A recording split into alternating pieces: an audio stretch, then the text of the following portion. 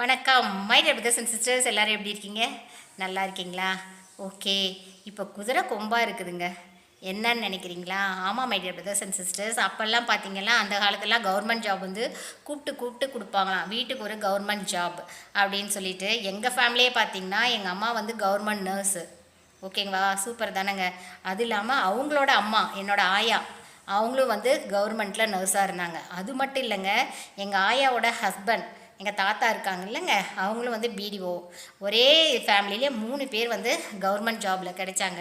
But இந்த ஜெனரேஷனில் பார்த்தீங்க அப்படின்னா கவர்மெண்ட் ஜாப் கிடைக்கிறது ரொம்ப ரொம்ப டஃப்பாக இருக்குது my dear brothers and sisters. Correct தானே?